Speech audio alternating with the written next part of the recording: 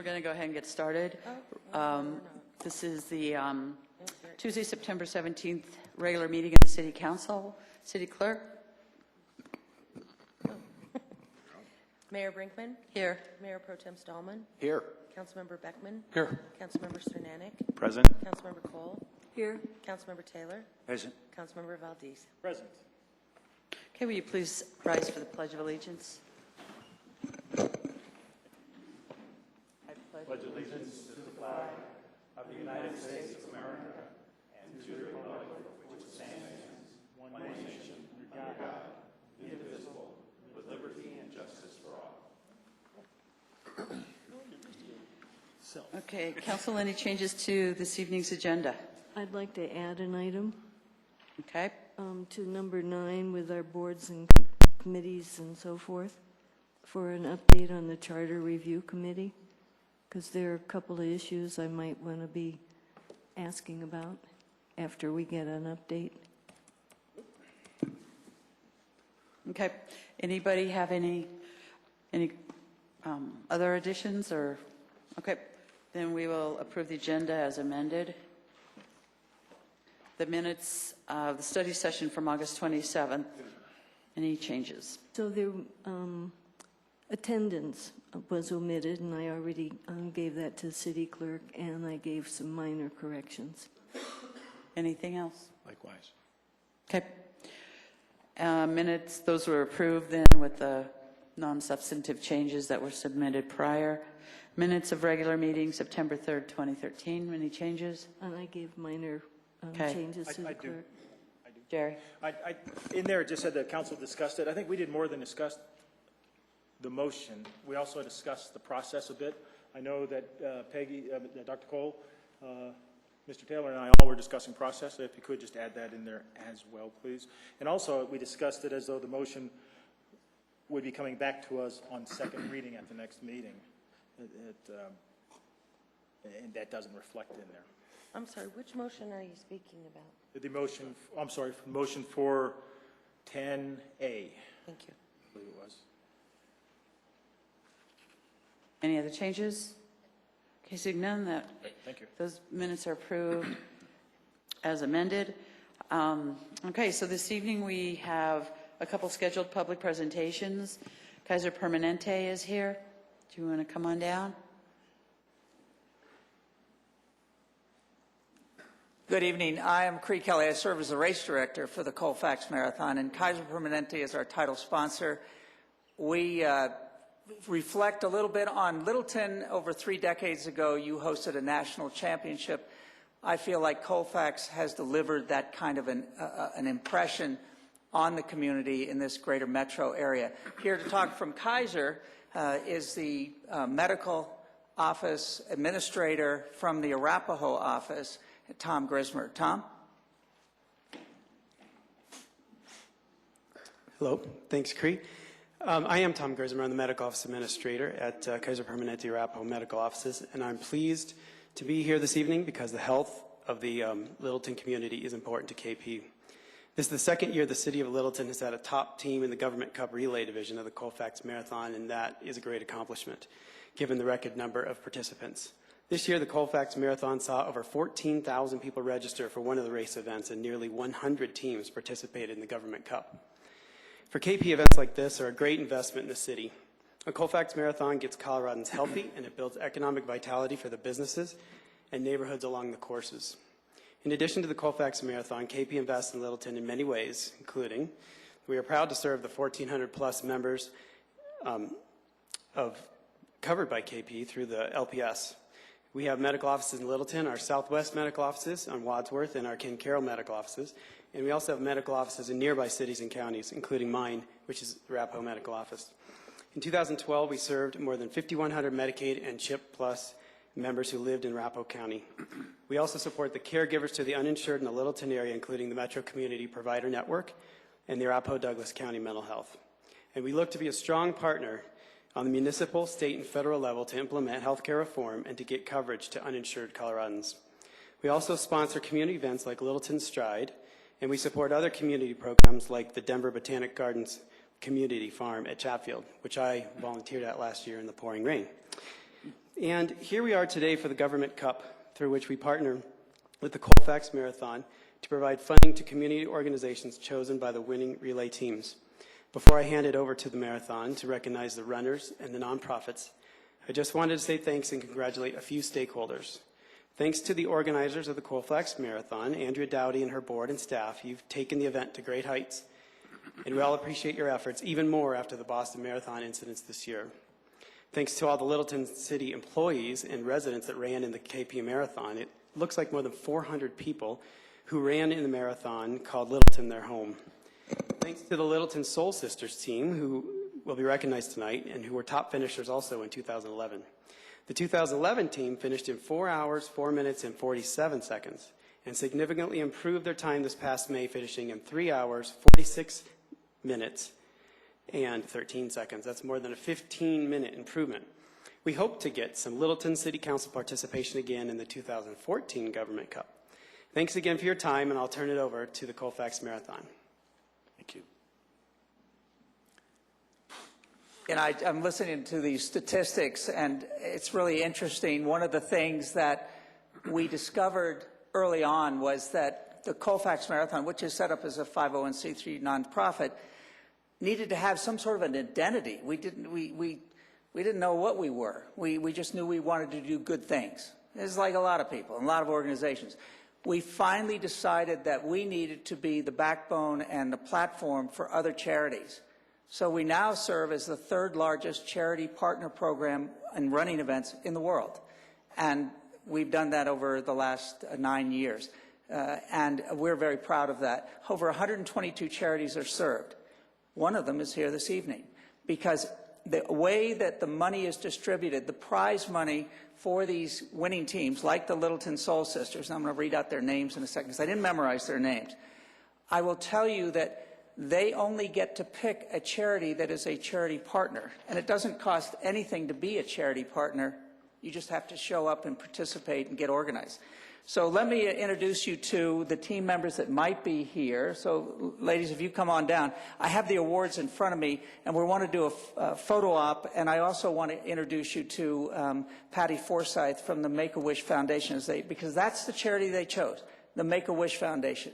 And I think that is a charity that is so worthy, and I'm so proud to have them. How about a hand for Patty Forsyth? Patty, come on up.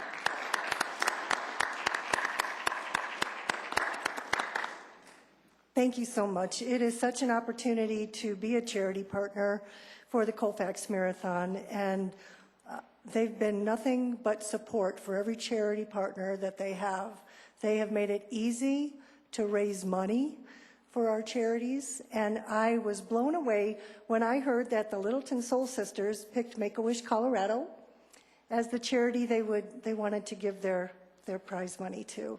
So in Colorado, we cover the whole state of Colorado, and we are 30 years old this year and have granted 4,000 wishes, many of those in Littleton. So I just want to say thank you again for everything.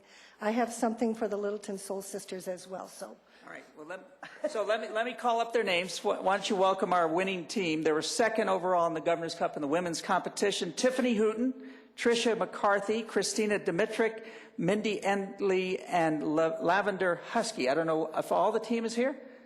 We got 4, 3, 4. Come on up and give them a hand.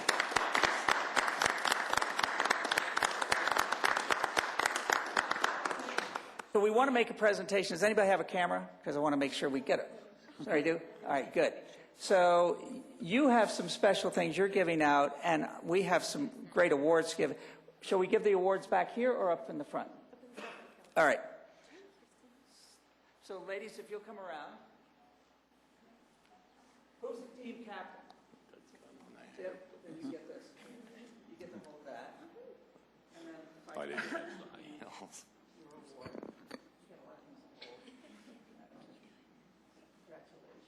Yeah, that's why you brought Jim. And then, Patty, you'll come over with the check. Of course. I'm not sure. If you get it. So again, this was from Kaiser Permanente. The check is for $2,000 to Make-A-Wish, and these ladies are responsible for winning the money to make that happen. Woo.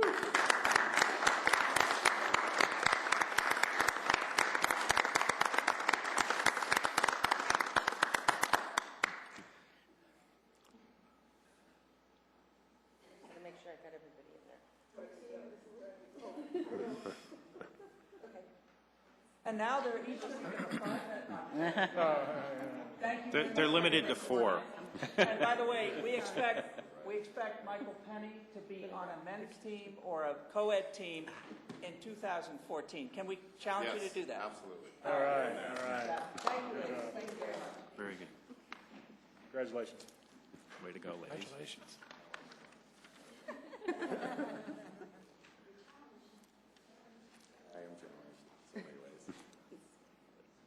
Thank you very much. Congratulations. Well, you were definitely well represented again. Thanks, guys. Okay, our next presenter is South Suburban Park Foundation. Mayor, after our budget discussion about this, I contacted the foundation, then had a conversation with Michael, and we decided that the best thing to do is put that into a study session.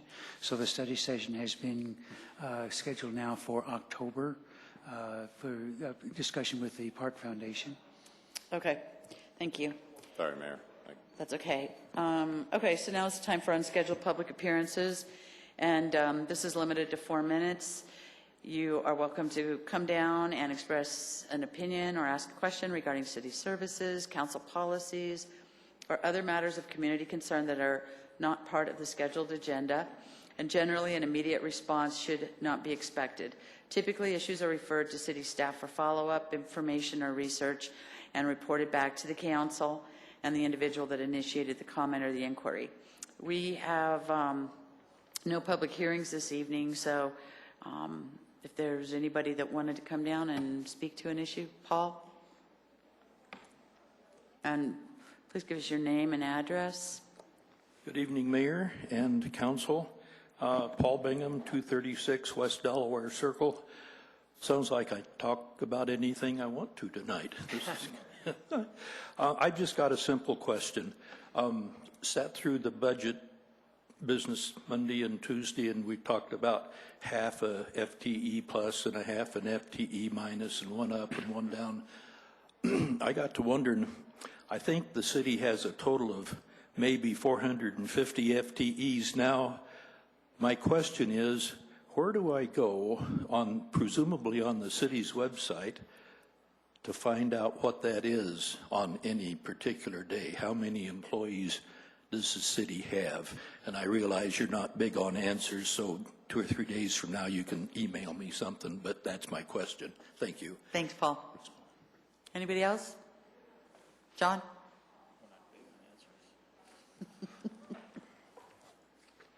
Already snickering. John Watson, 4500 West Hinsdale Avenue, Littleton, Colorado, 80128. I want to talk about the King Soopers proposal that's coming on the agenda tonight. Thank you. Doug even told me how to do that. That'll be relevant in a minute. I was going to do a David Letterman 10 worst things about doing a King Soopers relief package, but I came up with too many issues to talk about. My first concern is that the King Soopers package that's going to be a benefit package for Kroger Corporation doesn't have an exhibit, so I have no idea what it's for, and the ordinance doesn't have an exhibit, and I don't know if that's intentional or unintentional, but in any event, there's no way to even logically analyze what it's for or how the taxes are going to be repaid. And the ultimate irony is that there are no taxes on groceries in the city of Littleton, so I don't have any expectation that a grocery tax is going to be repaid from taxes where there are none is going to be a sensible proposition. That's a concern. Another issue is that we always get these suggestions that the staff has recommended the approval. Well, the recommendation was based upon the fact that the city of Englewood is doing a similar package, and I don't want to be like Englewood.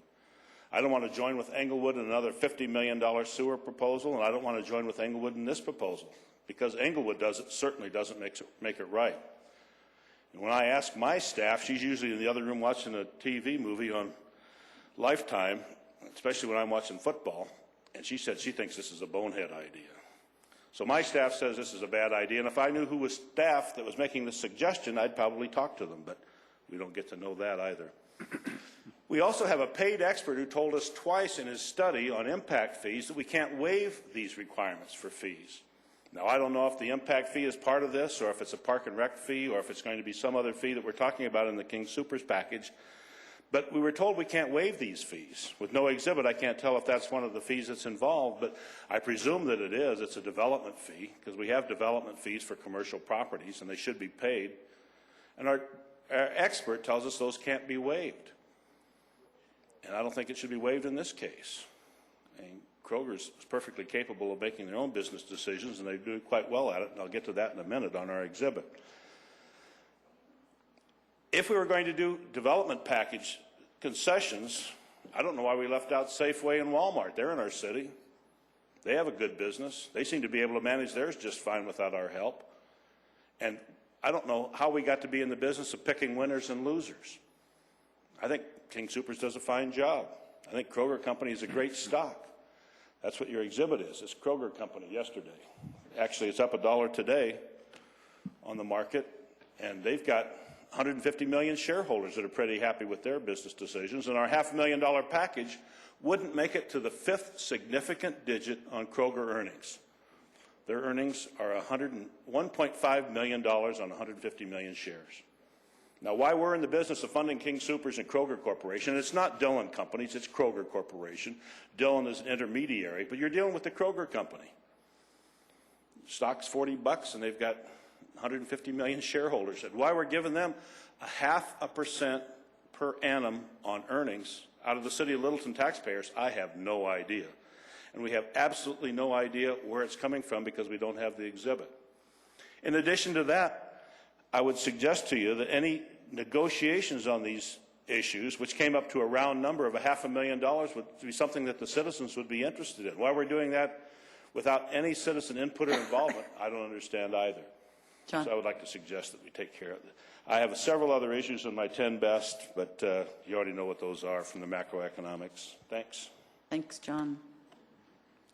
Pam?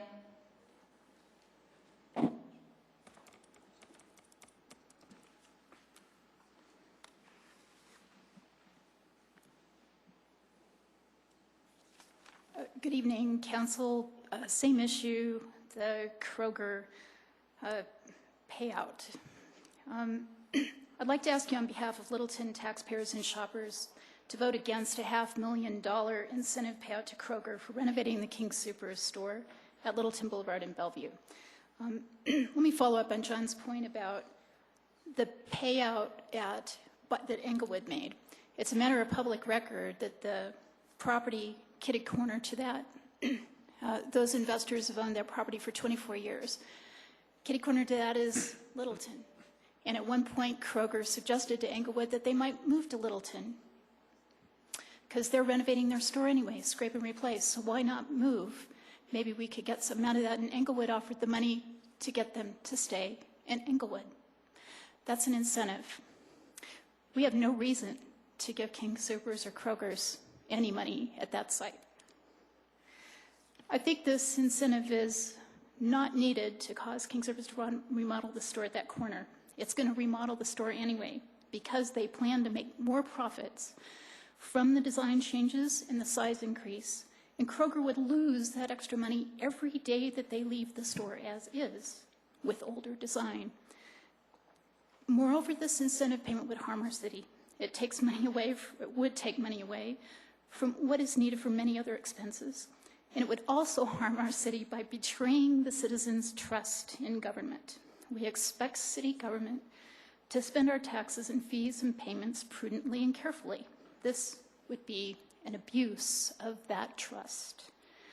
Kroger is a big corporation with huge assets. They've made money from this store for decades, and it's a reasonable expectation by Littleton that Kroger update this store from their own assets and profits they've taken from this site over the past 45 years.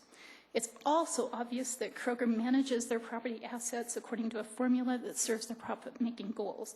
They're going to enlarge the store anyway because it's profitable for them, and it results from at least 2 changes. New store layouts are designed to cause extra walking by customers, to cause them to see more items and consider more purchases. Just walk around the Federal and Bellevue King Soopers to see how this works for them and against the customer, by the way.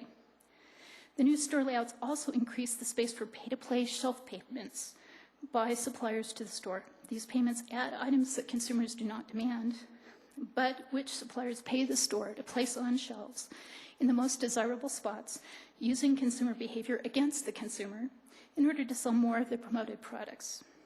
Kroger anticipates making more money from this remodel, from at least those two changes that they'll make in the new store, and which they cannot achieve with the current store. Kroger will not abandon the site. If it doesn't receive an incentive from Littleton, the site is demonstrably profitable, and I'm sure their analyses indicate that the remodeled store, with the profitable design changes, are going to pay off in the time frame that they want it to. They're not going to penalize Littleton for other store placements, but if they do, it's time for more diversity of shopping in Littleton. Let's call the market bluff and let the market operate. Council, I urge you not to vote from fear or coercion. Save our money. Spend it on expenses we need. Let Kroger be the big business they are, and let them do what's right for their business. I'll bet they renovate the store at Broadway and Littleton Boulevard anyway, and we will spend our $500,000 on things we really need. Thanks for your attention. Norm?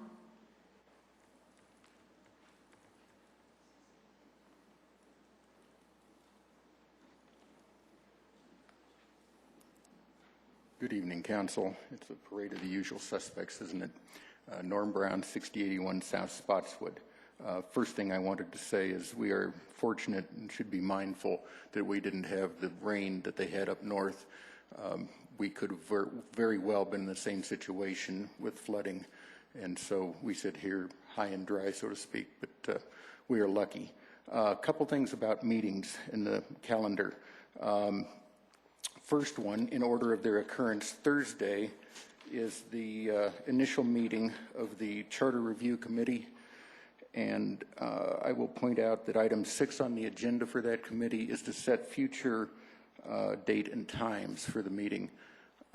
When we were being polled for this initial meeting, there were only daytime suggestions throughout this week, and I think an evening suggestion would be appropriate, particularly to let citizens come in, see what's going on. I don't have any indication that any of the meetings will be videotaped or that minutes kept, so I think either that needs to occur or we need to make it accessible to people who work all day and then may be interested in attending.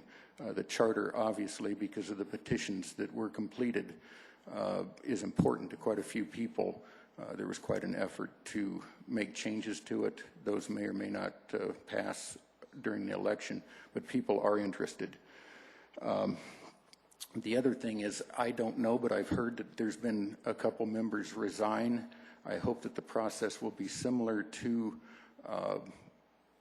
the initial process of appointment, and that the folks that had one of the members resign, I hope it wasn't because only daytime meetings seem to be a possibility. As you well know, it's difficult to make a lot of meetings, and you picked some very astute, very knowledgeable, and very busy people. Some of us have more of an opportunity to arrange our own schedule than others. And thank you for you guys, particularly last week, all the meetings that you make time for and all the time spent. So those two things said, that same evening, I have got the You're Invited to the Alamo Draft House. On the city website, that meeting starts at 5:30 at Champs, but I believe that's a little bit different from when you guys start at Alamo Draft House, which I've got 2 pieces of paper, including my confirmation, that says that starts at 7 o'clock. On the city website, the dinner starts at 5:30. It doesn't indicate who it's for or who's involved at Champs, and then the end of the meeting is at 10 o'clock. So maybe you could clarify that on the city website for people that might not even be listening to me rattle on. I think I had one more thing. Oh, I respectfully disagree with my friends that came down and talked about the King Soopers. I appreciate the process where it was explicit up front, a little more open than what happened with the new brewery and the rebates that occurred there of sales tax. I do not disagree with the methodology either. Of course, King Soopers sells a lot of things that are taxed The city gets their portion, which relates to the historical amount first, then splits increases in revenue. Right now, there's vacant storefronts in that building and a church, which of course doesn't provide revenue. I think redoing that shopping center, we currently, my wife and I, go down to the one at Mineral and Broadway because the parking lot and the King Soopers are too cramped. Thank you. I've run out of time. Thank you, Norm. Anybody else?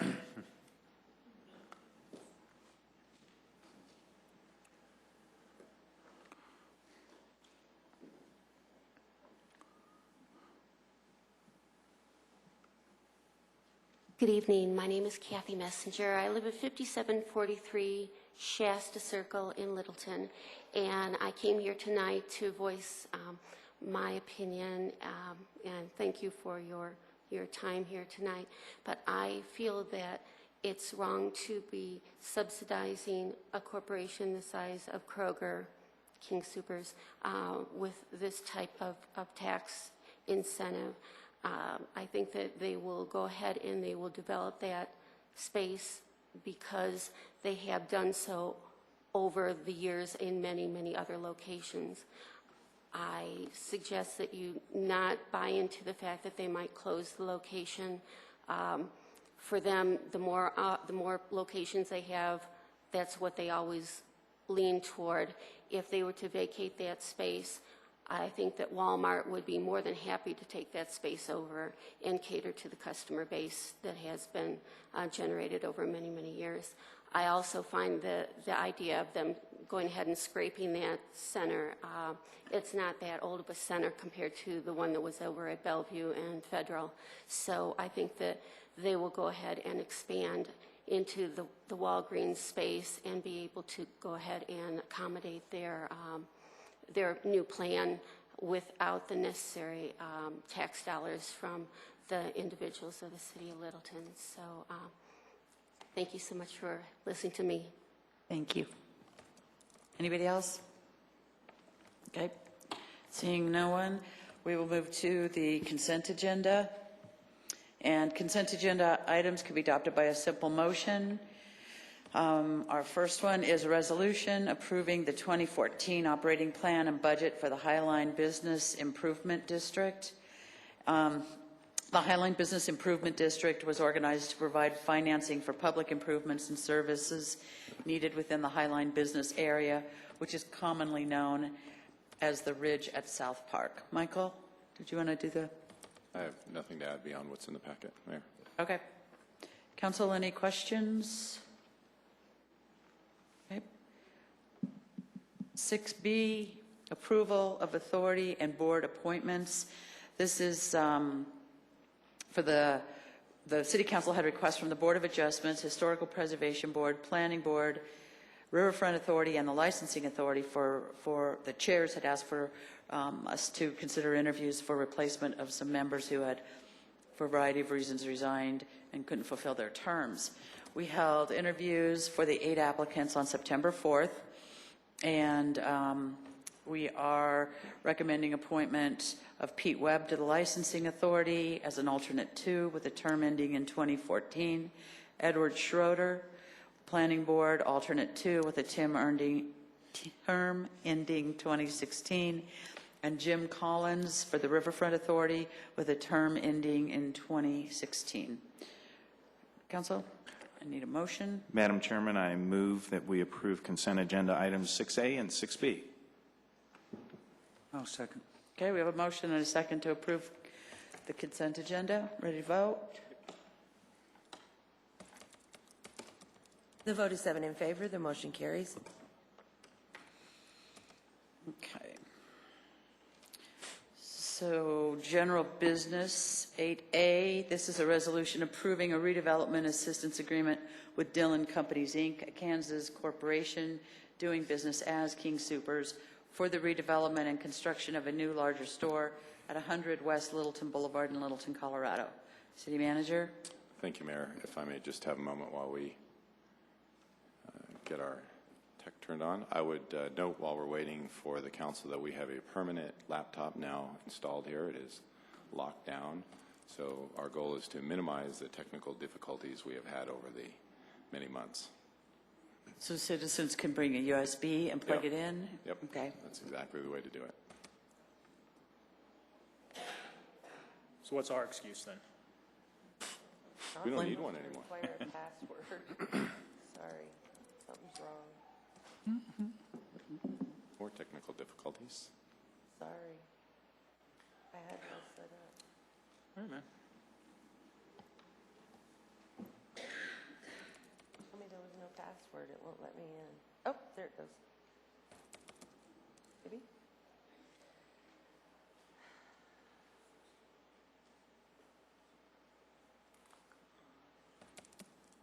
We've got some kids over here. Maybe they can come over and get it going for you.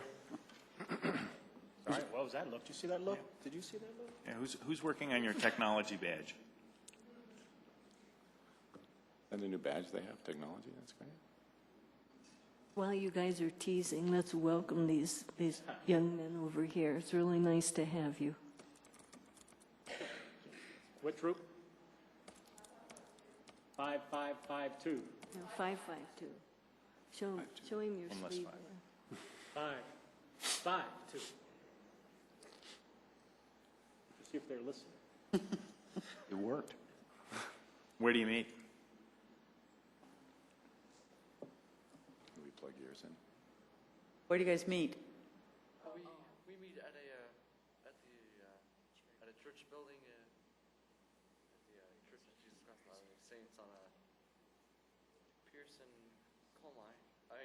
Webster. Coleman and Webster. Yeah, cool. Welcome. Good job.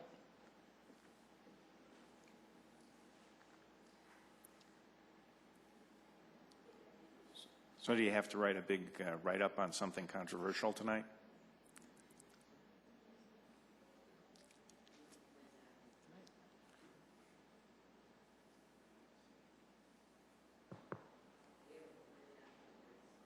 You have a quiz afterwards? Ha! Don't give them the answers. There you A go. quiz after this meeting? Oh. About the meeting?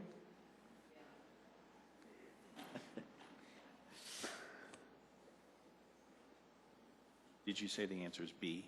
I thought it was always C. No, it's D, all of the above. There you go. We're getting closer. It's ready. All right. Okay.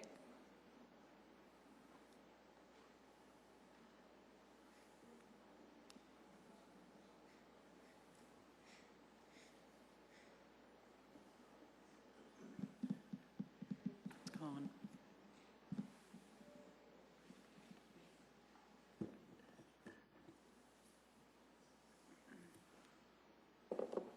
Bringing in the It looks blue. pros from Dover. They're blue, that's for sure. Let's call my car. Is it? Is it? Somewhere in there. I was going to say, which one? Sort of not quite the middle, but out of the middle. They can print it. I know. Just do the next one. Do you want to just print it and, Wait.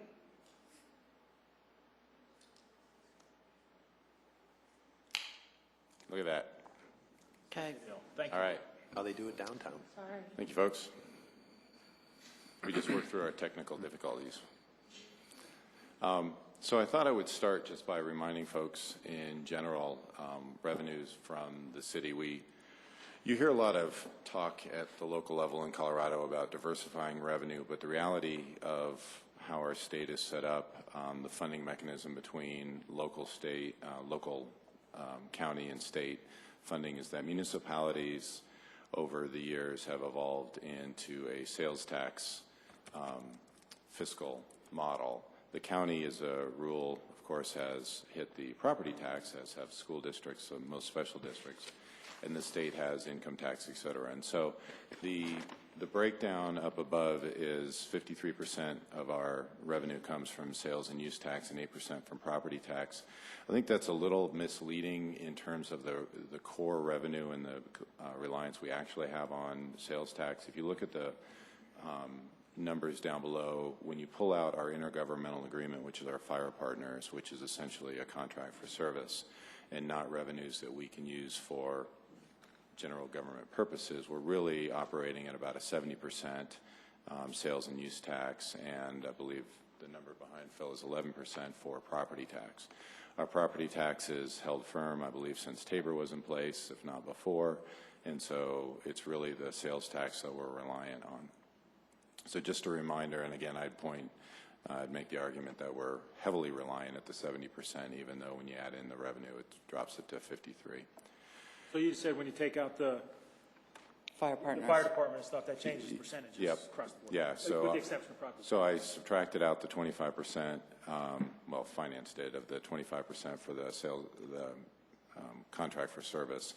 And I think that's more realistic of our general government reliance on it, because you can't use that 25% for other things, so it's more representative. I apologize, the north is actually to the right. It doesn't work in this kind of shot, and for the audience at least, the King Super site, zeroing it out, you've got Broadway running along the major corridor to the right, left. Again, I apologize. And really what I wanted to point out is, and I think most people know, but this is an economically distressed area. We're getting some redevelopment dollars, but those tend to be in the auto dealership arena, further to the south, on the east side, and a little bit north in the Dodge dealer right at this corner intersection. But for the most part, we are not seeing dollars reinvested in this area. And I know Councilman Valdez has been, especially during the budget process, was continuing to focus on this area and making sure that we do get dollars, city dollars in this area, as well as investment dollars in here. So drilling down a little bit for the site itself, yes, Phil? No, it was north is now up. No, north is now up, yes. Now I'm in a size that we can actually have it in the normal arena.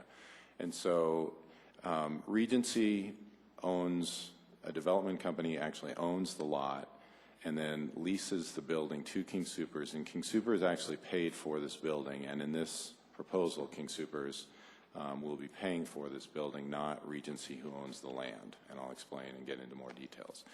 Right now you've got the Walgreens site, and then you've got a couple little vacant storefronts. Obviously the Walgreens is vacant, and then you've got the drive-through liquor store on the northwest corner of it. The site plan, as proposed, has King Soopers taking that entire area and even expanding a little bit more to the north, which is the line, that kind of funky line you see on the north side of King Soopers. It does not involve a redevelopment of the strip on the southeast corner of that lot. The grocery store in the northeast corner of that lot is owned by a separate property owner, and King Soopers is currently in negotiations to either purchase that or redevelop that gas station. King Soopers owns the gas station but not the land, and so they're trying to figure out how to make it more compatible with the overall site. So King Soopers did a fairly significant evaluation, and they are awaiting council's decision before they make a final decision. But when we met with them, and we've met with them probably for about a year now on and off as they've gone to and from and worked on the Inglewood one. But it is not, I think, any surprise to folks that they're heavily courted by other communities. The downside of corporations are they tend to be beholden to their stockholders, not the communities that they're vested in. But the fact is, and I'll speak to it later, that grocery stores are an excellent anchor, and it's something that tends to weather the economic upturns and downturns and has other economic benefits. So they looked at whether or not they would relocate or shut the store down or redevelop on the current site. Currently, they're under essentially the second model, which is run the store until it's not revenue positive. On average in the industry, a grocery store is updated, remodeled about every 5 to 6 years.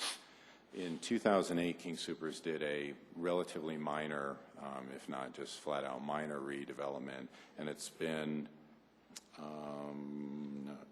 want to say 2000, and it's been 11 years since this store had an actual full remodel for it. So they are not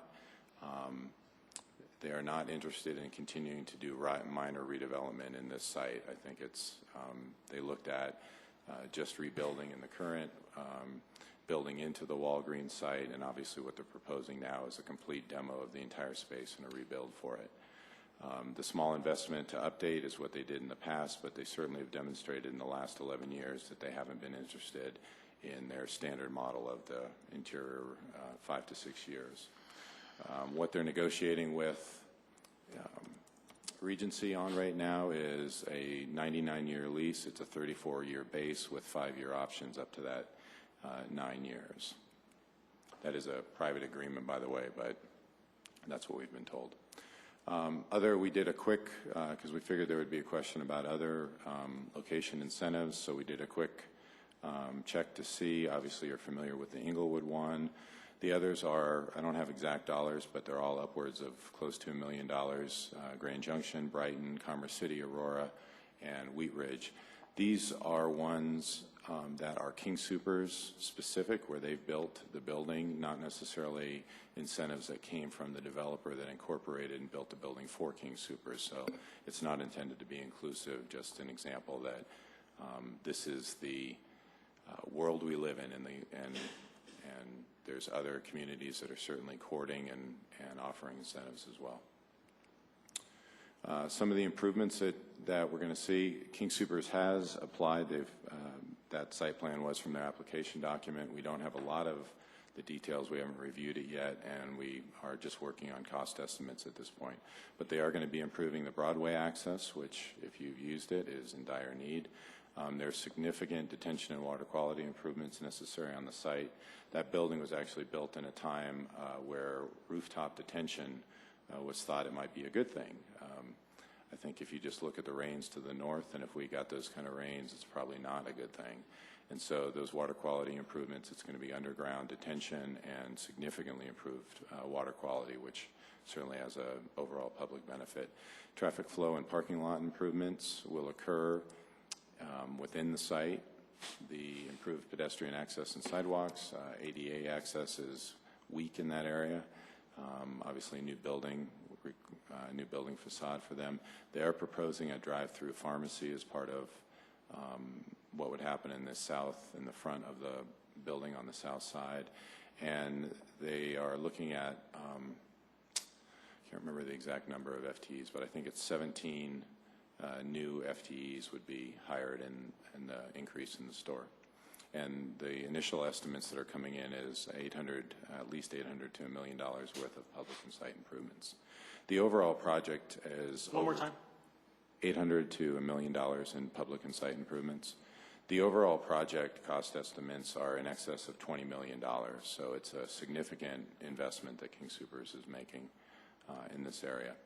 And really, I think the broader, and going to Councilman Valdez's concern for the area, is that we have not been able to get capital investment in this part of town. It's been one of the areas that, as I've said, has just been continuing to run down. It is our hope that this is the first domino to fall, and we're going to actively pursue using this example to see additional investment come. I certainly would expect and hope that Regency does a facade improvements in the strip to the south. I would expect that you're going to see the square foot rent prices go up in that area, and possibly a higher level of business come in there. I said earlier, shopping centers need a core anchor. Grocery plays a strong role in that. All you need to do is look at the draw for the Whole Foods of the world's, can't think of the guys from California right now, but the company that's coming in from Trader Joe's, coming in, those guys are courted left and right, and so we have an opportunity here. And just to reiterate, we believe it's a catalyst for additional investment in this area, new and redevelopment. You'll remember we did a tour a couple years ago. It's a tough part of town. There's plenty of opportunity in this area, and I think working with Inglewood on the northeast corner, we have some common interest in seeing it redeveloped. So the way that the breakdown of this proposal operates is it caps out at $500,000. There is no impact fee waiver in this. It is a 50% reduction in fees on permit fees and use tax in year one, up to a maximum of $118,681. If you're wondering where that odd number came from, it came from the original cost estimates and looking at what those fees and the use tax estimates would be and taking 50% of them. The differential of $381,319 would be in a sales tax shareback over a 6-year period on new sales tax above the 5-year historic average. And I've got a graph that I think will help visualize this. But essentially, there will be no reduction in revenue collected from the city from this site. And about 20 to 25% of a grocery store's sales are taxable goods. So there is a significant number, and you'll see an average here in a second for it. And that the shareback ceases at either the 6-year mark or when $500,000 occurs. So if King Soopers' revenue projections are not accurate and they don't make as much money as they anticipate on the additional square footage, then they will not get their full $500,000. If they exceed expectations and they make so much money that that differential is paid off in year 4, then starting in year 5, we would be collecting 100% of that revenue.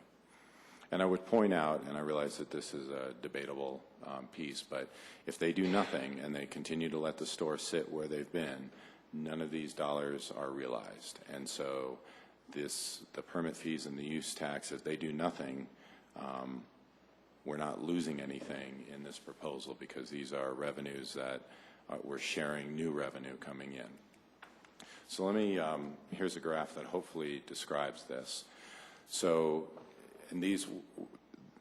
the sales tax numbers are proprietary, and so we can't use exact numbers. So what you're seeing here is average Colorado grocery sales tax collections, which, just for disclosure, are very similar to what comes into this store. So we're talking in rough numbers about $250,000 a year comes in.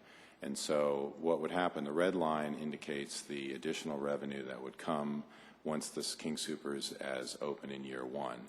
And then ultimately in year 6, they've collected, based on the proposal, they've collected the full $500,000. And you see our green line, which would be our sales tax collection, bumps up to the full line. So the red line tying into the green line is what is projected to occur with the new King Soopers coming in. And this is our historical trend line. So we do not, as I said earlier, we do not see any reduction in revenue coming into the city. So there's no loss. What we're doing is we're sharing the new revenue to that $381,000 tune in this arena, and then it pops back in up into that area. So, and this is illustrative only because of the proprietary nature of sales tax. And I believe that is it, Mayor. So I'd be happy to answer any questions that you may have. Questions? Phil? Question raised earlier as to the scraping of the property, and I recall from some prior discussions that one of the things that has made this a little bit difficult is that the floor of Walgreens, or what used to be the Walgreens store, is at a different level, almost 2.5 feet different than where the King Soopers floor is. And part of the reasons to scrape it is that what's needed is to level out the floor so that the entire store would be across the same level. Is that correct? I'm sure that's one of the it's a factual statement, yes, and I'm sure it's one of the variables that went into the decision to scrape it as opposed to just expand into the site. I think a lot of it is that it is an older building, and trying to retrofit that older building and the level of investment that they're planning on making and staying in Littleton, at the end of the day, financially, it probably, well, obviously it made more sense to them to demo and start over. And having used that store at various different points in time, there are folks in that neighborhood that may be pedestrian dependent upon use of the store. knowing we can't require anything on their part necessarily, but has there been any discussions as to how to help bridge that while the store is under construction? We passed along the council concern around that, and they acknowledged it. So I don't think they're at that point yet. They're in the application and awaiting council's decision. So, but the concern was passed along to them. Okay. And the 500,000 essentially share is less than the improvements that they're making, both to make that a much more viable site. So, thank you. Yep. You bet. Bruce? What did, when you looked at this, what did you think was going to happen to the stores that are along the southern edge there that are going to remain? Is there any chance of them being remodeled? And then is there any chance that also they might be forced out of business by the renovation because the parking lot would be torn up, that kind of thing? Yeah, I mean, Regency has a vested interest in keeping those occupied, so that's a logistical thing for them, and it'll be part of, my guess is they'll do part of the parking lot, part of the parking lot. But yes, as I stated earlier, it is certainly our hope that, and Regency has been involved in some of the conversations, that you will see new facade going up, both on the southern buildings and where the pizza place is and the jewelry is on that little pad on the north side. What happens when the leases expire and what the per square foot is, I don't anticipate that you would see any business go out of business during construction. If the rates go up, you might see some of the businesses move out and look for lower rent and other new businesses coming in, which is not necessarily a bad thing from a larger macroeconomic standpoint and trying to reinvest and revitalize that area. Just one other question or comment. Over the years, that area was very prone to flooding. Bannock and the boulevard would literally go underwater, and it affected moving buildings and renovating over to Power Circle and then on up farther north to the detention pond. I know from watching that experience, and I'm certainly not an engineer, but part of the reason that I think they may want to scrape it is that the water retention issues just need to be started over again there, that they've done all the Band-Aids that they can. And as I stated, water quality and detention is certainly one of the biggest issues. It is not a good setup with it being rooftop detention. We've come a long ways in the engineering world since then. Other questions? Jerry? I do. When did King Soopers move to that location? I remember when it was built, but I just don't remember the year. I do not know. Bruce, do you remember? Because was it the 60s? It was late 60s. I think it was the 60s, right? Jim, you were. Don't remember. Sure. It has definitely been there a while. Are we aware of any King Soopers that have closed or relocated? Like Safeway, for instance. There was a Safeway, of course, just north of there, and Safeway at Woodlawn. I did not ask that question, so I mean, I'm sure there are examples I could find out for you, but I do not know this evening. That. And since the chief is here, Chief, you can maybe come on down if you have a couple questions. Maybe you could help me out here. As far as crime in that particular center, are there issues there? Are there design issues currently that could be improved on? Are you aware of any? I think with any redevelopment that they would look at different environmental designs that improve lighting, access, those types of things. I know we have a significant number of shopliftings at that King Soopers. One thing King Soopers just does well, and I'm sure they will do with the new building, is put in state-of-the-art security systems that help them minimize theft. And we've had, like I said, it's not unusual to have several shopliftings a week there that our officers are called on, where they actually apprehend individuals. So I'm sure that they will continue with that. Like I said, the lighting improvements that I'm sure will be made and ingress, egress are important for us as well, which would probably be improved. There's some things that can be improved on, just technology and lighting. I believe so. Things like that. Thank you, Chief. You're welcome. And they are redoing the lighting in the lot as part of the parking lot improvements. Excellent. Now, I know the south portion is going to remain. What about the north buildings, west of the gas station, where Starbucks, pizza, jewelry? So yes, that's under Regency ownership, as are the south the south strip as well. So that remains? Correct. As is? Yep. Okay, and then, okay, backside. So the backside over on, was that Bannock? Lots of improvements could happen back there, of course. Correct. Yeah, you're really looking at the western, almost half of the lot is what King Soopers is going to be redoing, along with the full redo of the parking lot, and as I stated, the access off of Broadway.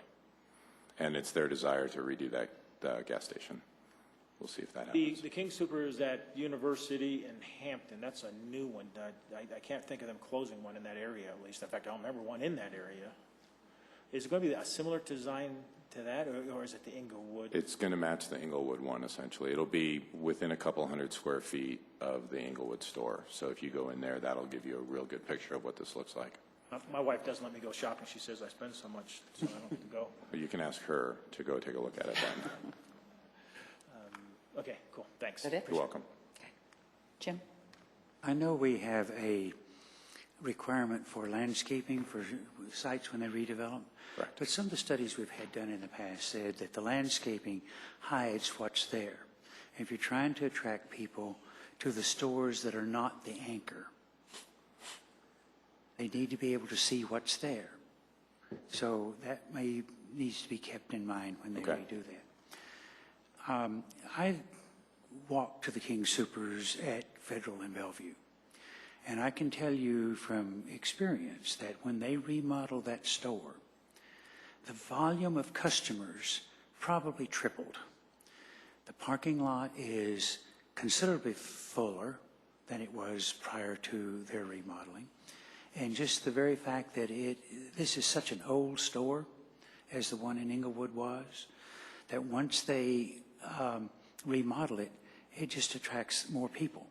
And you get a wider range of customers in there. So I think this is probably a good deal. Bruce? What conversations have we had with them concerning the proximity to some of the neighbors during construction or, for example, on Ida? Are they going to leave the entrance to the center off of Ida, or are they going to try to funnel traffic in different directions? We have not had, to my knowledge, conversations on construction impacts similar to Councilman Beckman's question about it. It certainly will be part of the conversation when we actually get closer to it. And it's my understanding that Ida will continue to stay open. If you look at the very bottom, Councilman Summon, you'll see the traffic flow has moved a little bit over here. That's part of that drive-through, and then you've got the access right here. So, okay.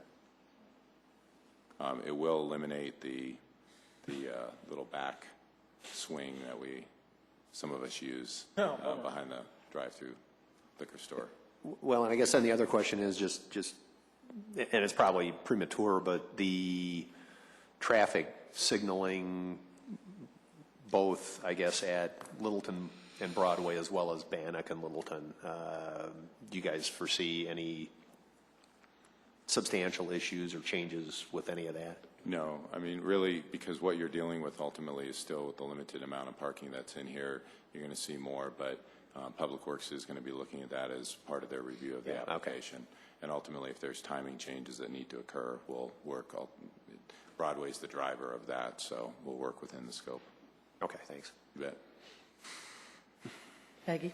So if we approve this, when would they be thinking to start this, and what's the downtime?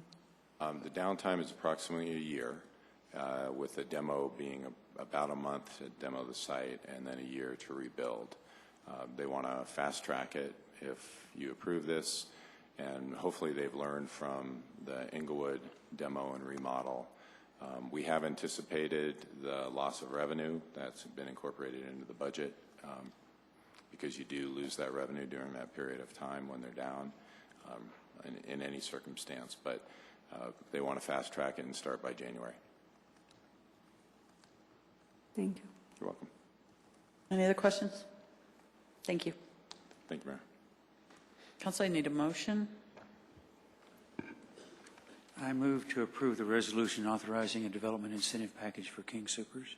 I'll second. Okay, we have a motion and a second to approve the incentive package for King Soopers. Discussion or Councilman? Okay, Bruce. Whatever. Go ahead. Bruce. Not fair. It was mentioned briefly, Jerry, you mentioned it briefly, but as I watched the city over the years, we've really taken a beating when grocery stores came in, established themselves as an anchor, built up a shopping center around it, and then up and left. So seeing a 35-year lease or whatever that was that you put up there would make me feel a lot better that this is something that plans to stay. And am I interpreting that correctly? You are, and I think part of that is that this, as I stated, this is King Soopers making this investment, so I mean, you never use the word guarantee, but they're investing themselves for a minimum of 35 years. When you're seeing an investment of over $20 million, and they're anticipating at least that 35 with those 5-year increments, so it's a good attribution. Just the comment is, we are not attracting anchors to our shopping centers. I mean the big time anchors, the ones that would bring in the kinds of customers that would attract other stores to work together for sales and that kind of thing.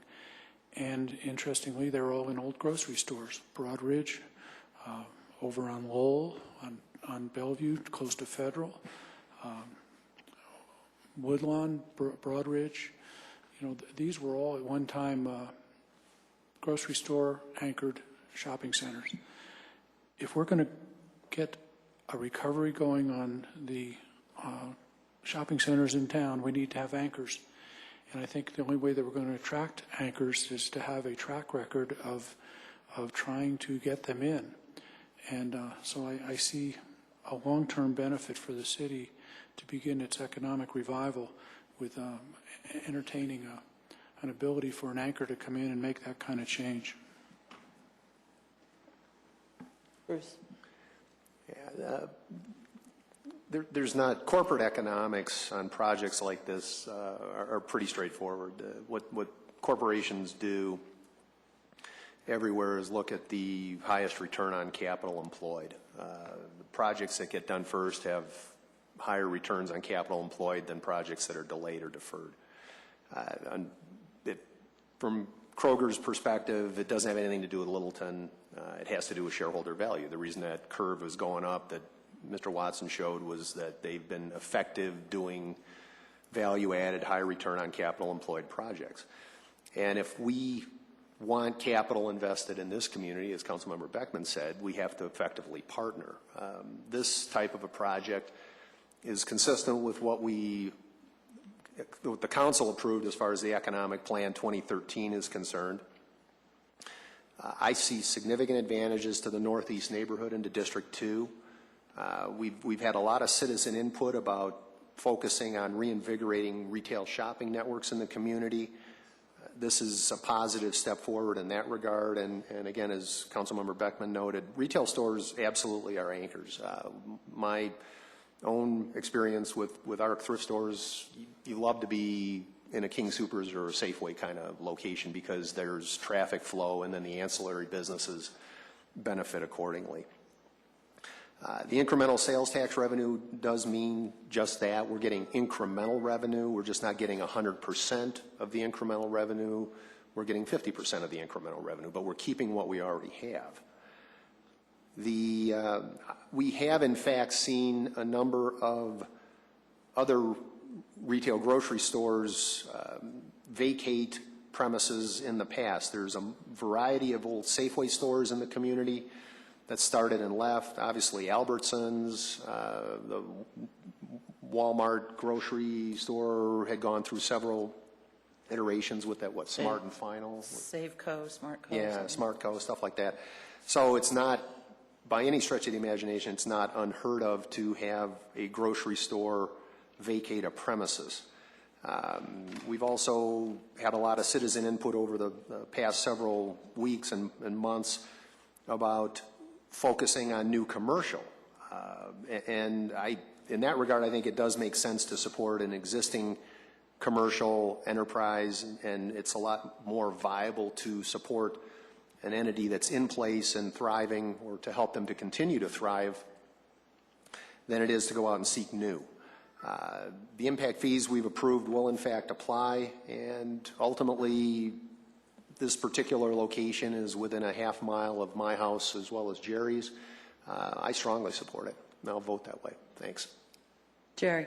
Yeah, I don't see this as picking winners and losers. I see this as picking a winner. King Soopers has been a good neighbor for District 2. And Bruce, you're absolutely right. We do live in that neighborhood, and a lot of our neighbors don't go to that store for a variety of reasons. I think if it can be rehabbed, that over there would be wonderful. I also think, or it is my hope at least, that businesses such as Honda Designs, Swartz Photography, Wild Ginger, the Italian Deli, the new FA 007 and some other businesses along Broadway and Littleton Boulevard, I think they will really benefit from King Soopers coming in doing that. And I think they'll flourish. I do believe this could be the beginning of the gateway that I keep talking about for businesses starting right there and working its way down toward Main Street. The big question is will King Soopers will just do it anyway? I'm not so sure they will. I'm not willing to take that risk. I think what has been worked out is that we will continue to get the 500K. I think for, was it 6 years, I believe it is. I think that's a reasonable agreement.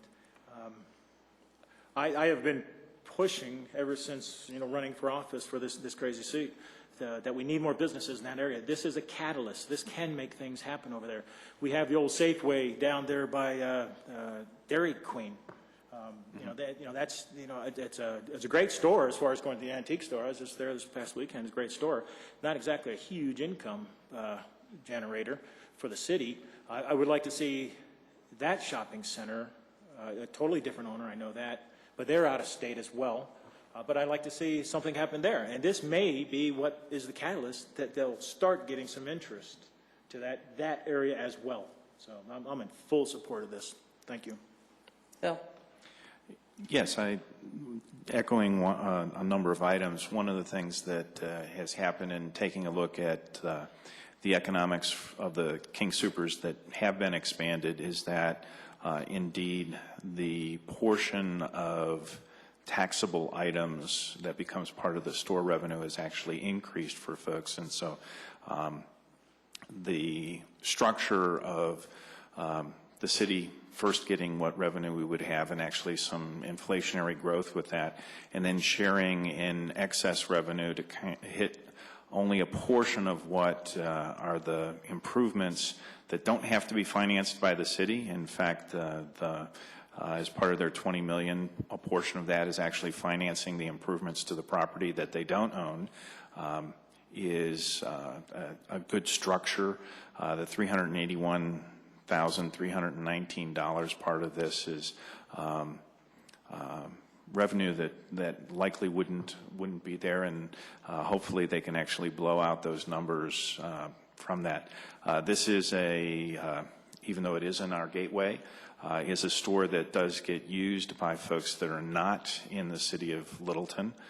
So importing what ends up being sales tax dollars that comes from other jurisdictions is part of this. And having shopped at that store and knowing how difficult it is at times to navigate the existing parking lot, I'm looking forward to the new lighting and spacing. Thank you. Anybody else? So I would just say I think this, as has been said, is going to be a great catalyst for that shopping area and the larger area there. And I'm looking forward to seeing it revitalized. I guess kind of wrapping up, agree with what most of council has said. I also think that in terms of King Soopers, they are an incredible partner in a community. They've always been a huge supporter of our schools. We've got all of our nonprofits within the area are always supported and welcomed by King Soopers. And so they've always been an incredible community partner. And I think for them to look at this property, similar to what they did with their Inglewood property, but to look at a property and say, we can either go or we can stay. And if we stay, we're going to sink a bunch of money into it. We're going to make a multiple year commitment to it.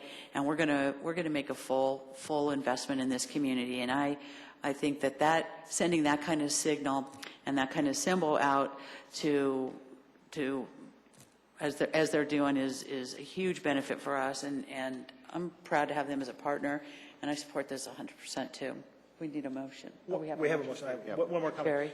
Again, over the years, I've talked about the creeping from the north side coming from Inglewood, the economic creep coming over that we're trying to keep out.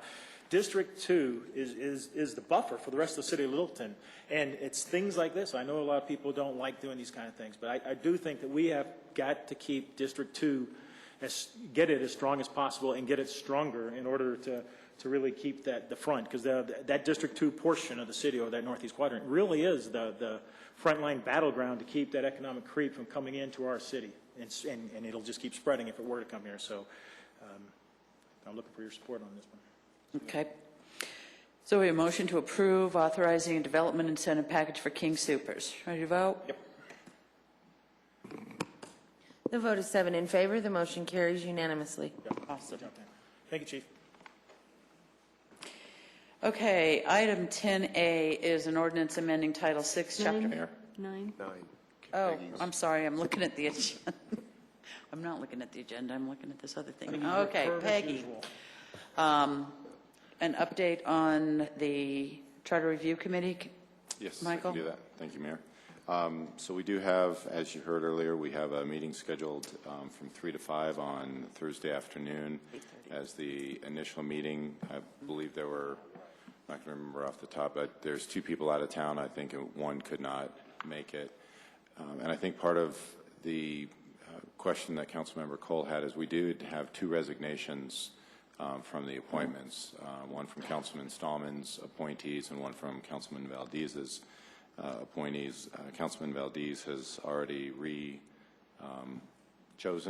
reappointed somebody, and that's Leo Rice. And Councilman Stallman is working on finding a replacement for and that. the individual dropped out. It's due for personal reasons that he's going to be out of town, and it just turned out Yep. Yeah, and the lady that dropped out on my end was affiliated with the school district and was just decided from a time commitment standpoint with the bond issue that she had to focus on that. Correct. So, yep. Thank you both for saying that. And it is fully our intent for, as was noted earlier, that on the agenda, we want this group to determine when they want to meet, and we will work around those dates. This was just the initial meeting. It's scheduled for 2 hours. I'd be surprised if it took an hour. The core piece is really just to go over the scope, which Council passed as a resolution, introduce ourselves, and then make the determination of when do they want to meet, how often do they want to meet, and see if we can get a standardized agenda pulled out from that. So they will be driving location and time. Well, I hope we might encourage them to do evening. All of council's boards, commissions that are advisory meet in the evenings in part, but I'm just saying I hope we'll encourage that. And I appreciate it depends, but I was assuming that when we approved it because we were encouraging them. Council should not, I would anticipate wholeheartedly. We pulled this together because we were trying to find a time that we could, again, just get this initial. So there's been a lot of concern raised that this is when the meetings are going to be. And I just want to emphasize, this is just the meet and greet. This is to get them their books. We've got them books with other charters, the first one. So I hear you guys loud and clear, and the group will make the decision on when they meet. And I would fully anticipate that will be in the evenings, assuming several of them work and don't want to do it. So, thank you. Okay. You're welcome. And just to add to that, a citizen comment earlier regarding the way that we'll handle those who need to drop off and then the reappointment. It'll be handled, as we've kind of explained, the exact same way as we did place them. The council person who placed that person will replace that person. And that is identified in the resolution that was adopted by the council, so that process is in place. And the hope is just that people don't, because obviously continuity participants is pretty key, I think, in understanding and participating in those conversations. But again, that's why we want to get some feedback from them on how often do they want to meet, how long do they want to meet for, when do you start to fade in those conversations, that type of thing. So, Okay. Does that answer your question, Councilman Cole? Thank you. Great. You're very welcome. Thank you. Okay, item 10A is an ordinance amending Title VI, Chapter 4 of the City Code pertaining to marijuana and drug paraphernalia. I'll read the ordinance. It is an ordinance of the City of Littleton, Colorado, amending Title VI, Chapter 4 of the City Code pertaining to drug paraphernalia and the possession and consumption of marijuana. And Chief Stevens? And Council, this is a first reading. And let me just add, the second reading will be set for October 1st. Go ahead. First time, talk me through it. So basically, this is an ordinance where we are amending our current ordinance to come into alignment with the Colorado Constitution. As you all know, Amendment 64 was passed by the citizens of the state of Colorado, which legalized recreational use or possession of marijuana under 1 ounce, an ounce and under. And our city code needs to be amended to come into compliance with the Colorado State Constitution, Amendment 64. So the changes to our municipal code, Section 6, or it's 64104, 64105, I believe, and as laid out in the proposed ordinance, bring our ordinance in compliance with Amendment 64, basically. Council questions? Bruce? Chief, as I read this, it's a complicated ordinance because of the lack of clarity about legality of drugs and illegality of drugs that we're struggling with Amendment 64. I just ask that hopefully you'll have a lot of training for the officers to be able to figure this mess out so that they properly enforce it. Yes, and it's an ongoing debate along the law enforcement community and with legislatures and city councils throughout the state, obviously, on how we are working with marijuana in general. And we do provide the training as we get clarification from the federal government and from the state legislators and the local councils and such. So we do provide the recurrent training. We will provide the recurrent training. As we amend this ordinance, should that be your desire, we will provide additional training on that with the officers, and we work in closely with the city attorney's office and the municipal prosecutor to make sure that we're all in alignment on the ordinances and our enforcement of them. Thank you. You're welcome. Bill? Chief, I understand that this allows for that personal possession component that came along with Amendment 64, which is up to 2 ounces on a person is essentially decriminalized, at least from the state perspective. What happens if someone has more than 2 ounces? What happens if someone is transporting for retail sale through the city? Can you address those two? So the possession over in excess of what's allowed in the ordinance is based on a couple of different things. Number one is we would continue to do as we have always done and prosecute most of those cases through the city municipal courts. It's the most expeditious way to do that. But there's some factors in there that kind of depend on a case-by-case basis. If we see quantities of marijuana that are packaged based on the officer's experience for distribution or sale in violation of state laws and federal laws, then that would probably be a felony prosecution that we would go through the district attorney's office in whichever judicial district that we're dealing with. And the same thing would hold true for transportation through the city. It would depend on the quantity and the way that it is packaged and that type of thing. So really it comes down to the officers do have options to a certain extent for that window between the 1 ounce and 2 ounces and then up into the felony range for prosecution through the municipal courts, or depending upon quantities, like I said, how it's packaged. We could also do a a misdemeanor state prosecution through the judicial districts. So let me make sure I understand. So if someone has more than 2 ounces, but it's in packages, it would make a difference if it's in the safety packaging as outlined in the state requirements versus if it's in more convenient bags. So for example, and it's a case-by-case basis, really. So if we come into contact with an individual that has a large quantity of individually bagged, like say baggies of marijuana in excess of 2 ounces, that based on the officer's training experience and whatnot, believe them to indicate that's packaged for distribution, we would then probably most likely arrest that person for possession with intent to distribute, a felony, and then we would work with the prosecutor in whichever jurisdiction we were in, since we are in 2 different judicial districts, to see whether or not they would take that case on a felony basis. And then relative to drug paraphernalia, Amendment 64 certainly allows for that within the adult use retail environment. How do you know when someone, or give me some of your thoughts on someone transporting and whether that would be available in other retail stores than the adult use retail?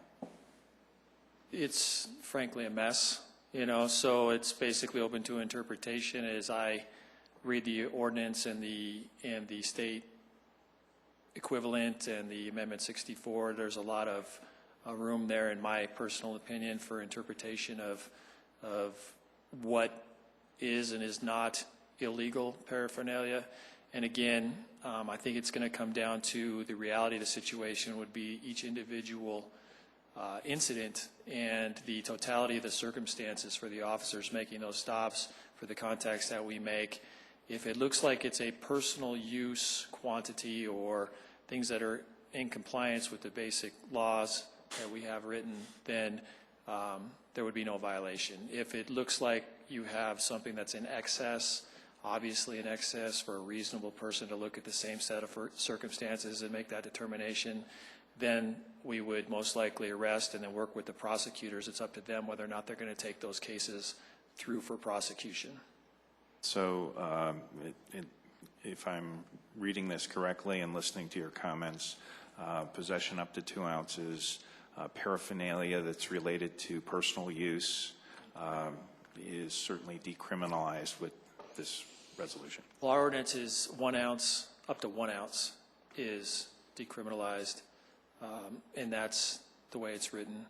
I believe that's compliant with the Amendment 64 verbiage. And so anything over 1 ounce, up to 1 ounce and below is decriminalized. Anything over 1 ounce, they can't be arrested and prosecuted for that. Thank you. Other questions? Jim? Yeah, this may be a legal question settled by the courts already, but do we need any extra protections if you take in live plants into evidence and we can't keep them alive? We do, obviously it is a legal question.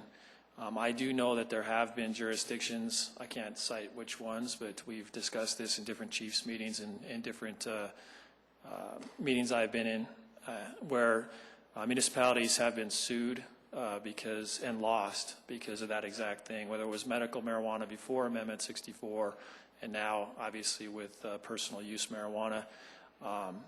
Should officers seize plants, it's my understanding it's our responsibility to keep live plants alive, which we do not have the capacity to do, and we could incur liability should we not do so, and which means the city could be cutting a check to folks for their marijuana plants, down the road sometime if they do want to take us to court and we do lose that. And I think that has happened in the past. I'm aware of that.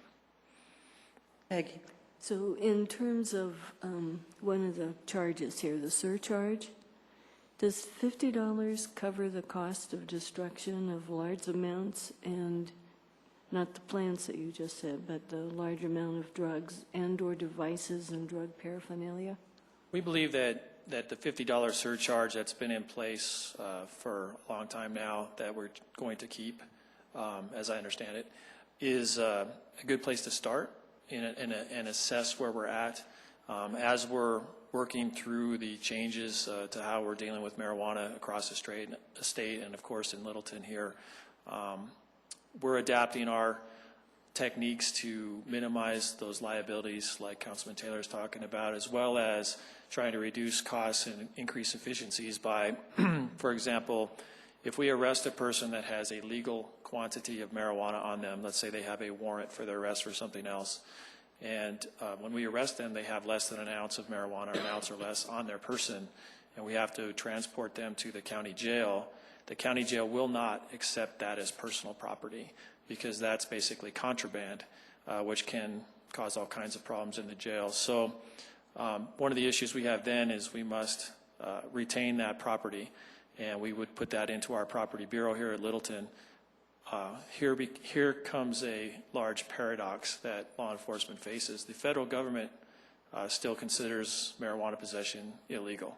So as I understand it, once the city of Littleton, the officers take possession of the marijuana, we put it into our property bureau, even a legal quantity of marijuana, we can no longer return that marijuana to the person when they get out of jail because the federal government considers that to be trafficking in narcotics. So we have a real issue there that's still set on the national stage to kind of be, and it's not just Littleton, this is all of Colorado and Washington now, I believe, too, that's going to have these types of issues that are going to be determined down the road, I'm sure, by the courts.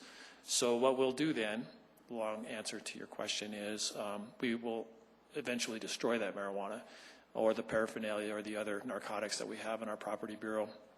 Periodically, we will go out to DIA. There's a location on a DIA where the local jurisdictions use to burn the narcotics and destroy paraphernalia. We do have to pay a fee for that. I don't know exactly what the fee is right now. I can find out, but I do not know. I'd appreciate for the second reading if you could find out what the current fee is. I will.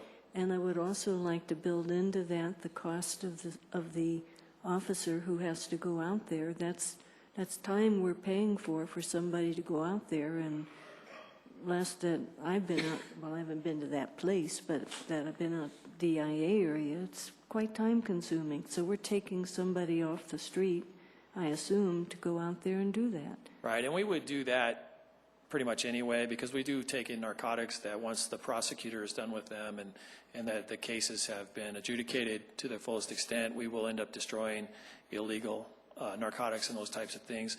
There's a potential here for more of that, and I think that's what we're concerned about. There's also things that we're doing to try to minimize that, as I said, but I didn't get into detail.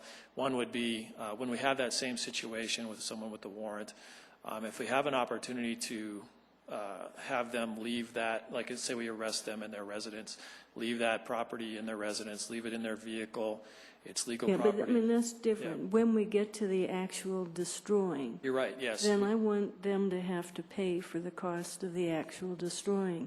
Maybe we'll never have any destroyed, I don't know, but if we do, I want that cost totally paid for by whoever is had those. Anyway, so if you could work through that a little bit and maybe offer, because I can't imagine $50 covers it. Yeah. I can't imagine that pays even the officers' time one way. And that is something we'll assess throughout the year here and as we move into 2014. And like I said, $50 we think is a decent place to start. And we'll look at those costs. We'll try to assess those and track those as best we can. And we may be coming back to you later for maybe a change to that. Well, I don't know how they feel. I want us to get a better handle on it just from the get-go. So see if we can come up with something, because I can't believe that covers it right now. So, anybody else? Yeah. Jerry. So, Chief, as far as, and you've been here how long now? 3 months. So 3 months, all of 3 months. Yeah. So have the medical marijuana establishments, have they been an issue at all is that you're aware of?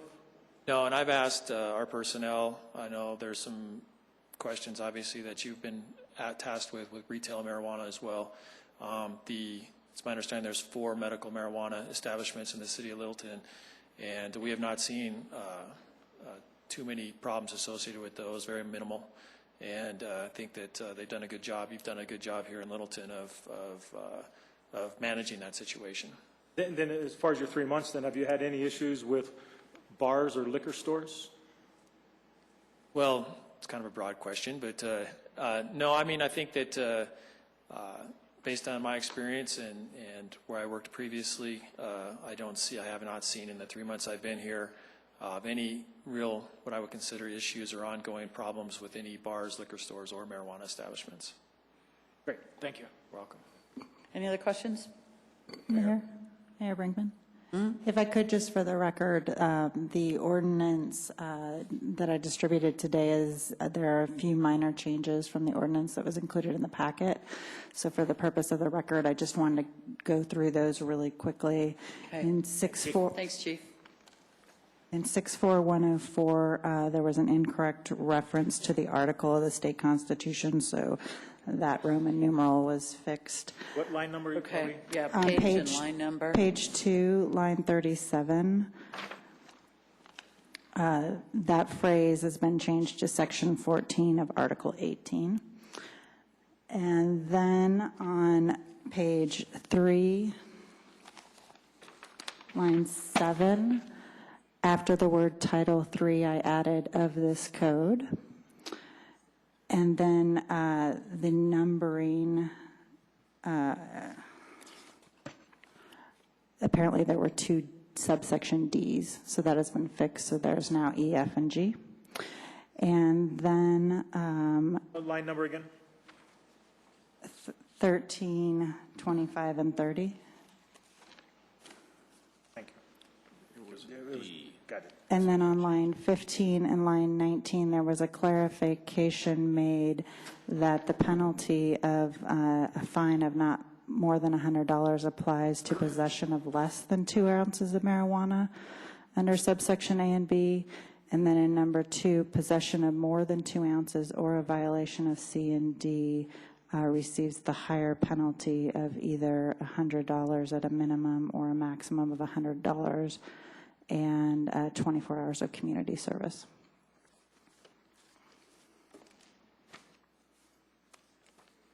Any questions? The citizens have the correct version as well. Just wanted to let you know that. Okay. So we need a motion. Madam Chairman, I move that the ordinance approving the amendment to Title VI, Chapter 4 of the City Code pertaining to drug paraphernalia and the possession and consumption of marijuana be approved on first reading, and that the second reading and public hearing be scheduled for October 1, 2013 at 7 p.m. in the council chambers. I'll second. Okay. We have a motion and a second. Council, any discussion? I'm sorry, who seconded? Jerry, I didn't hear you. Thank you. ready to vote? The vote is 7 in favor. The motion carries. Okay.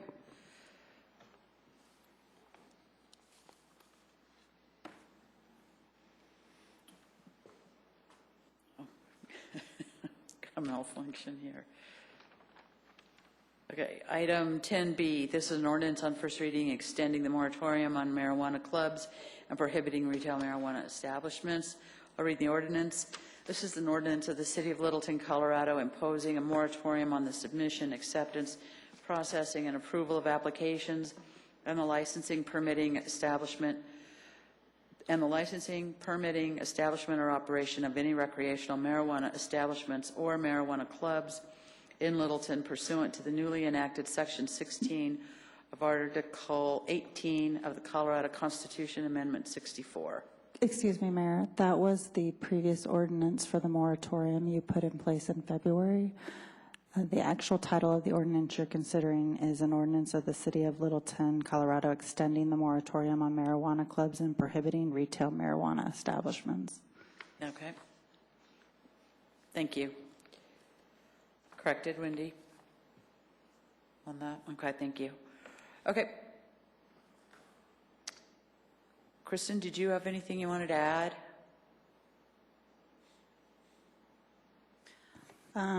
So I first wanted to address the process a little bit and explain why this is an ordinance being brought back on first reading. As I understand, you worked very late into the night at the previous hearing, and at that time a motion was made to revise the ordinance and ban retail marijuana establishments, and a public hearing date was not set at that time. So when staff looked at it and looked at the charter provisions, we made the determination that because the ordinance was not approved in a public hearing set, we thought it best to err on the side of more public notice and instead bring forward a new ordinance banning the retail marijuana establishments for your approval, and to set the public hearing date for October 1st, so that the public was well aware of when they could come and discuss this ordinance. Okay, thank you. Question on the process. And Wendy, that was the minute notes that I was talking about where we discussed process on that particular item. As far as the process goes then, since when there was a vote, and it was 4-3, and I'm not arguing the outcome of the vote, but what people were voting on was to change that particular ordinance, and the city attorney didn't have an issue with that, and I think the city manager was saying, yeah, it wasn't changing the code or anything. So then also it was stated that it would come back as a second reading. So then when it goes to the city staff, and they said, oh no, they voted it down. But essentially then either the city council voted to change that particular one to have those words in there, or the city council never voted on that particular first reading. Well, the motion was to bring back to revise the ordinance and bring it back to ban the retail marijuana That's stuff. the second reading. Yes, but you didn't set the public hearing for that second reading. So that makes sense. I think the result is the same, because we would have had to come back to you today and ask you to set the public hearing date. And so I think at the end of the day, you end up in the same place where we have the ordinance, and this actually gives the public a chance to see the ordinance. We can get it published and give more notice to the public. And then the second hearing was occurring on the same date it would have, regardless of which path we had chosen to go down. So then there's no vote on the first reading? This ordinance is before you on first reading. Third, there was no vote on the first reading? There was a vote on the first reading, but you did not set a public hearing date as required by the charter. So we viewed that as, staff interpreted that the ordinance it failed. All right. So again, what the city attorney was here, he did not say that we needed to do that. The city manager did not say we needed to do that. I think we were moving on the assumption that it was moving forward to a second reading. So then city staff is the one that made the decision, not city council. I guess, I mean, I feel like we are erring on the side of providing more notice to the public, so I'm not really clear what the objection is. The process, I think, again, I'm concerned about the process. We've been getting a little swampy with our process on a few important issues. I think this is a very important one, and again, I'm not arguing the outcome of it, but I think if council is going to vote on something, that we need to make sure that our city attorney is giving us good advice as to what it is, and not let us have errors like that anymore. Yeah, and we certainly wouldn't argue that. I mean, we're not in a defensive posture. It was late, and the motion was to amend the current ordinance and bring it back, revised. But as a defense posture, then we should have ended the meeting. If that's going to be our excuse, it's late, we will make errors. I mean, we should just end the meeting. And what Kristen has pointed out is the component that wasn't included in the motion was setting that public hearing. So to reiterate, we would have had to come back this evening and just say, we need you to set the public hearing for it. My point is that it was inferred, as it would come back to us as that second reading, and you guys would set the date. I understand, Yes. and when we did further research on I'm not going to beat that process. one. You got my point. All right, I got your point. Yes, sir. Loud and clear. Thank you. You're welcome. Any other questions? Okay, I need a motion. Madam Chairman, I move to approve ordinance number 25 on first reading and set the public hearing on such ordinance for October 1, 2013 at 7 p.m. in the council chamber. Second. Okay, we have a motion and a second. Ready to vote? No, I have a question. So, so this is just putting, again, just delaying it again like we did in October. Is that right? That's all we're doing? Delaying it? Setting the second reading. Right. At second reading, that's what would happen, is my understanding. To extend the moratorium? Yeah, that's essentially what we're doing. Is that We right? are only extending the moratorium with respect to the clubs. The other retail marijuana establishments, the testing facilities, the cultivation facilities, the stores will be banned. So, but as far as what the discussion we had at the study sessions, that the 4 existing medical establishments would be allowed. And those So, do. but for now, it would still be put on hold. Is that No, the medical marijuana establishments can continue to operate as they have been under the code. This would not allow them to convert to retail. retail? Yeah, right. Okay. For now. Yes. Right, at any time in the future, the council can always take up this matter and decide to allow and license and regulate them. And the reason we're putting on hold is because the state is not acting timely is? No, we're only extending the moratorium with respect to the clubs, and that is the state statute does not address the clubs, and so we're waiting to see if we get further clarification from the state as to what to do with the clubs. But we are moving forward as we're required to on the retail marijuana establishments, and per your direction, this ordinance would prohibit them. And I don't have an issue with making sure we're doing things right, but that's not my beef on this. But if we're being delayed again because of the state, it sounds like. Is that correct? Only on related to clubs. On the retail side of it? No, only Clubs. related Oh, to the club piece of it. the club piece. The rest of it was a directive from the council to ban Retail. To include the retail portion. All right, okay, gotcha. Thank you. Any other questions? Okay. We have a motion and a second to move this to a public hearing on October 1st. Ready to vote? The vote is 6 in favor, with Councilmember Taylor voting no. The motion carries 6-1. Okay. So,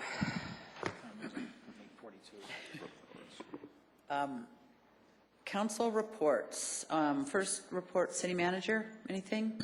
I was ready for the next item. No. No. Well, my agenda doesn't show another item. There's another item? Is there? Yes. There is? No, the executive session he needs. Executives. Yeah, that's after Okay. the reports. After reports. Yes, I have no report. Mayor. Okay, good. Thank you. Good. Good answer. Yes. Okay, council reports. Peggy? No report. Jim? I do.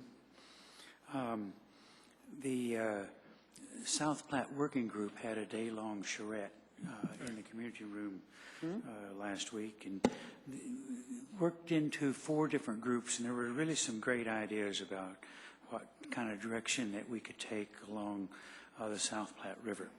And I was glad to see that it addressed it from C-470 all the way to the Denver County line. That's the way we should be looking at the South Platte River.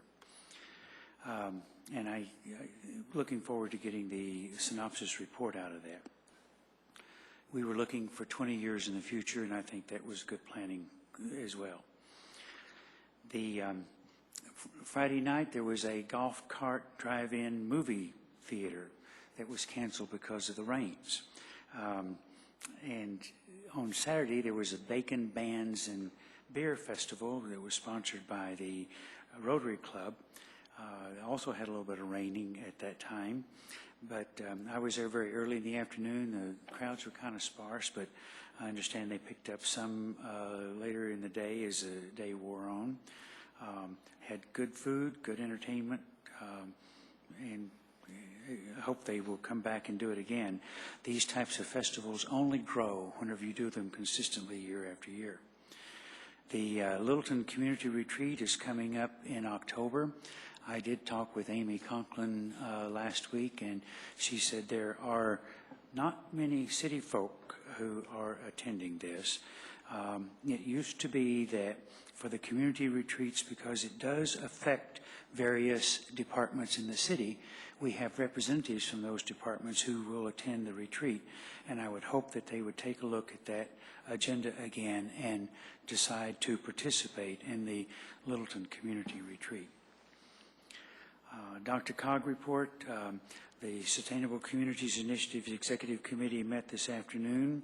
We had Ishmael Guerrero, who is the Denver Housing Authority Executive Director, give a report on the lessons learned on the West Corridor. They have created a 501c corporation that has applied for and received some federal grants to do planning activities along there. And we also have the catalytic project at the Sheridan Light Rail Station, which will also be getting some dollars for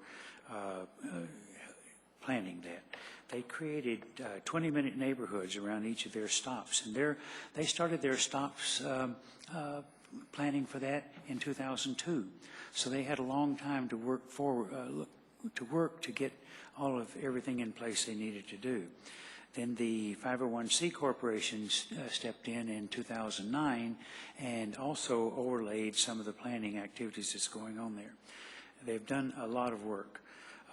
There are 29,000 housing units going in on the West Line, between 2.3 and 3.5 million square feet of office and commercial going in, and it's all because of the activities that have been done and planning that's been done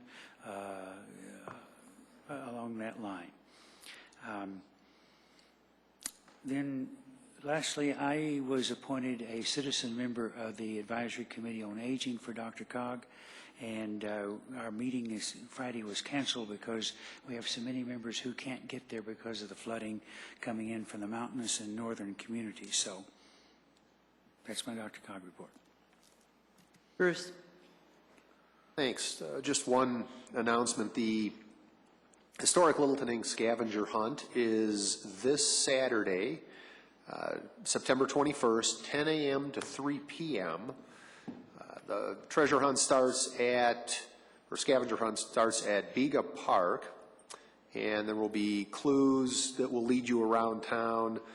When you're done sleuthing the clues, if you will, you can return to Bega Park at 3 p.m. and there'll be a bit of a party, and then there are prizes. The top prize will be $500, second place will be $300, and third place will be $150. So come out and enjoy downtown Littleton. I'm sure the weather will cooperate now, and it should be a lot of fun. Thanks. Jerry. The Littleton Charter School that moved over by Nordgrens, they're looking to build a playground over there, so they are looking for donations. So anybody, including the city or anything that has some extra sources. Put that in our playground. We were going to do a playground analysis type thing because Yeah. Okay. Again, I think for District 2, they have so little over there in that particular area. It would just be great for District 2 if they could have a playground of some sort in that immediate area. I think the school over there, charter school, is going to be great for that area. And hopefully Nordgrens will stay there as well, and Nordgrens will participate in getting a playground built for those kids. Cool. Thanks. Perfect. Phil? Yes, reminder for folks, Thursday evening, the mayor sent us a reminder email, so now you've had a chance to read it in a little auditory here as well. And next Wednesday morning, a session is being held with the former Secretary of Education, Bill Bennett, on transformative education in Colorado. That's being held at the Lone Tree Arts Center for folks. And then with regard, folks, this past weekend, certainly across Colorado, there's a lot of families that are suffering, a lot of businesses that are in a position of making some adjustments. I know that many of us have a chance to get into CDOT updates as well as the others, but certainly impact across the Colorado communities. I know that I feel for the folks, but it's been amazing to me just to see the resilience of our community across Colorado. Thank you. Bruce? If you haven't been along the High Line is flowing. It's good to see water in the canal. Denver Water will have it flowing for a few more days. It'll be something that's rarely seen, and you ought to go look at it. It's certainly going to help the trees and the foliage take pictures. They may be of value to you in the future. The Highline Canal Working Group is excited that the water's in there, but we're planning for the future where maybe perhaps it is not. And I just want to make a comment that in the last month we had two very important hearings that had a lot of citizen input, and a significant amount of time was spent on them, and they went past midnight. And as we went past midnight, citizen participation dropped off. Names that were on the list didn't stay. I would like to hope that maybe we can figure that out when we look at the next set of council rules for one that goes that late, because it really does, everybody begins to lose their abilities to make good decisions, and they have other obligations, but also I don't like it when the public participation drops off. So hopefully we can find a solution. Michael. Mayor, I just wanted to follow up on Councilman Cernanic's comment about Thursday, and just to clarify, the council and I think all of you know, but for the public, the council and the presenters will be having dinner at Champs at 5:30, and it's really for saying thank you to these 5 other communities that are coming down and presenting to you, and going to spend their evening and sharing what those communities have done. So that's the purpose of that. And then starting at 7 o'clock, that's the public piece of it. That'll be at the Alamo Theater. And that'll be, hopefully there'll be ample seats for everyone, but it is a theater, so it's limited on seating, and so we encourage everyone to RSVP and get on the city's website and put your name in there. If you do show up and there are seats still available, obviously we'll let you in, but if the seats are full and you haven't RSVP'd, fire code will prohibit the Alamo folks from letting you in. So make sure you get there. Again, I think at this point there's ample seating, but just to clarify, the presentation Q&A type thing will occur at 7 o'clock at Alamo. And the entire event is being videotaped if you can't Oh, make yes, it. thank you. And we'll put it on the website once it's videotaped. Yep, thank you. Just over the weekend, with all the flooding and everything that's been going on, it's been, I don't know, you sit there and you watch it, but you're affected just because of the humanity and just because it's your state. But there's another part that has really, I think, affected me a lot this time, and that is what those municipal leaders are faced with. Similar to what happened in Aurora and what Mayor Hogan and his council needed to deal with a year ago. And watching the municipal governments in those affected areas go into emergency crisis mode, and then watching what the state is doing behind that, and then the quick response to FEMA, which was apparently one of the greatest and largest and quickest responses that have happened in a national or a natural disaster as of late, which was largely due to the preparedness of the state in getting that application, getting that assistance in. We've been getting regular updates from CML, Colorado Municipal League, of which we are a member, and I sit on the board of that group, and Jim has sat on the board, Michael sat on the board. Jim, I think you have, right? On the board of CML? 3 times. Okay. And they are all over this, is to say it lightly. They are really burning the midnight oil on making sure that agencies are coordinating, that the state is coordinating with the municipal governments, that the governments are getting what they're needing, that everybody has the help, and really disseminating information as to what people need and what can be done. It is amazing to me the list of people within the state that have that are part of this help effort. I have received 2 phone calls from Congressman Kaufman giving me updates as to FEMA meetings. One phone call was just to find out how was Littleton. He's still in D.C., so not being here, not knowing what was going on. So it is, it's horrible when you see something like this happen, but when it does happen, to see what happens after that, and to see that Colorado really does have an incredible structure of agencies and assistance, and everybody kind of puts down their politics, and people need help, and they rush to that aid. So I just think that you know, it's important for us as a city to support what they're doing. We did send some of our deep water rescue LFR crew up there. We have not been asked to do anything else. If some of the municipalities have some sewer treatment facility issues, and we stand ready to do whatever we can to help them with that. You know, it's tough times, and I don't know if this council wants to think about it for a bit, but I would suggest and just throw it out there that ask the city manager if we do have some funds available that might be possible to do a donation on behalf of the city of Littleton to the American Red Cross. They are across the board helping in every one of the municipalities and helping the citizens.